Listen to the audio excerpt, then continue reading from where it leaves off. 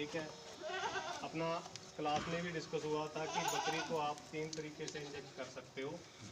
आपने वैक्सीन भी करनी है जैसे सबकट रूट से होती है, उसको चमड़ी में इंजेक्शन कैसे देना है, और इंट्रामस्कुलर आप जो भी इंजेक्शन यूज़ करते हो, चाहे वो बुखार के लिए है, चाहे दस्त के लिए आप कोई भी इंजेक्शन यूज़ कर रहे हो, ठीक है, तो वो आप लगा रहे हो इसमें इंट्रामस्कुलर, वो लगाना होता है मांस में। इंट्रामस्कुलर का मतलब है आप मांस में लगाना है, सबकट का मतलब होता है चमड़ी में।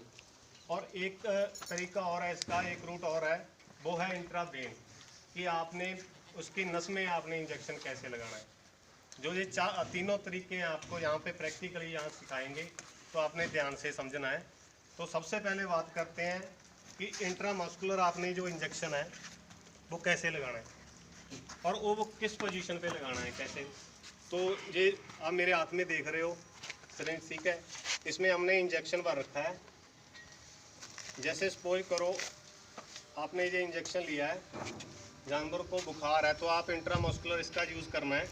तो इंट्रामस्कुलर हमेशा जो आपने यूज़ करना है तो वो आपने 90 डिग्री एंगल पे इस पोजीशन में लगाना है। यानी कि इंट्रामस्कुलर जो लगाने की सही पोजीशन होती है इस ट्रायंगल में, जो गर्दन के पास ये ट्रायंगल देख रहे हो आप, ये शोल्डर आ गया, यहाँ पे हड्डी है, ठीक है, ये सभी को दिख रहा है ना, ये हड्डी है, इसके ऊपर का जो ये पार्ट है, यहाँ ट्रायंगल बन रही है, तो यहाँ पे आपने सीधा इंजेक्ट करना है, यानी कि मांस के अंदर, मसल में। और लगाने का जो आपकी सिरिंज है उसकी पोजीशन क्या होनी चाहिए, 90 डिग्री एंगल पे होना चाहिए। जैसे यहाँ पे उसको लगाएंगे, आधी नीडल क्या है कि मांस के अंदर जानी चाहिए, यहाँ से चेक कर सकते हो। और दोबारा आपने क्या करना है, तो बैक साइड उसको खींच के देख लेना है। अगर उसमें ब्लड आ रहा है तो ये समझ लेना कि आपका इंजेक्शन सही पोजीशन पे नहीं लगा। कई बार क्या होता है कि वो वेन में लग जाता है और ब्लड आ जाता है वापस, ठीक है, वो चीज़ देखना है। और एक चीज़ आपने और ध्यान करनी है, जब भी आप वायल से इंजेक्शन लेते हो, ठीक है, उसकी डोज चाहे 2 ml है, 4 ml है, बाद में आपने उसको नीडल को ना क्या सिरिंज में से एयर निकाल देनी है, बिल्कुल ये बबल नहीं बननी चाहिए। इस तरीके से आपने बाहर निकाल के थोड़ी सी दवा फिर आपने इंजेक्ट करना है। इंजेक्ट करने का आपको तरीका मैं दोबारा समझा देता हूँ कि इंट्रामस्कुलर आपने इस पोजीशन में जो ट्रायंगल बन रही है, टच करोगे, यहाँ पे कोई भी हड्डी नहीं है, ठीक है, यहाँ पे वेन भी नहीं होती, तो ऐसे सीधा 90 डिग्री एंगल पे आपने इंट्रामस्कुलर, थोड़ा सा पीछे खींच के देखोगे, अगर ब्लड नहीं आ रहा तो आप ऐसे इसको सीधा पुश कर सकते हो, ठीक है। और बाद में इंजेक्शन लगाने के बाद आपको बताया था कि हल्का सा उसको रब करना है, तो ये सही तरीका है इंट्रामस्कुलर लगाने का। आधी नीडल जानी चाहिए अंदर। हाँ जी, आधी जानी चाहिए। और ये कितनी बड़ी नीडल है, मतलब देखो जो ये देख रहे हो, जो अडल्ट बकरी के लिए आप यूज़ करनी है, ये 20 गेज की नीडल है जो आपने यूज़ करनी है। छोटे बच्चों के लिए आप इसका साइज़ थोड़ा बारीक होता है, ठीक है, पतली नीडल होती है, तो वो आप 22 गेज की नीडल इसमें यूज़ कर सकते हो छोटे बच्चों के। जैसे ये बच्चे हैं, इनके अगर इंजेक्शन लगाना पड़ जाए आपको, तो इसमें आप 22 गेज की नीडल का इस्तेमाल करना है।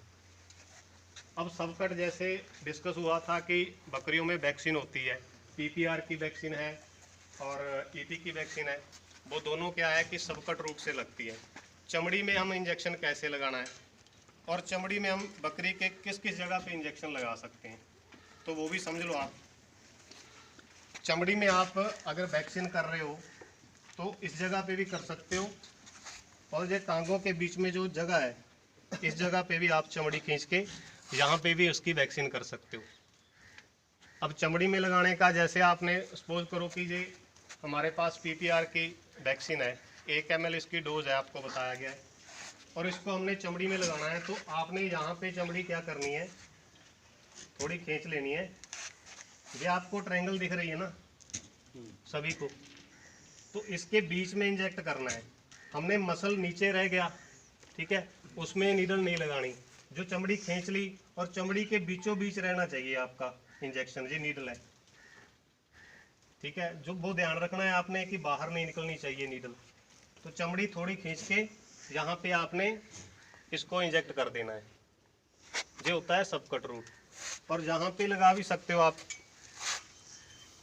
यहाँ पे लगाने का फ़ायदा ये है कि चलने फिरने के दौरान जो मेडिसिन है अपने आप इसमें मिक्स हो जाती है, तो आपको रब करने की भी ज़रूरत नहीं है, भाई जहाँ पे आप लगाओगे वैक्सीन तो उसको यहाँ से अच्छे तरीके से रब करो कि मेडिसिन एक जगह रुकी ना रह जाए, क्योंकि उसके बाद गांठ बन जाती है। तो जहाँ भी लगा सकते हो आप ऐसे ही सेम।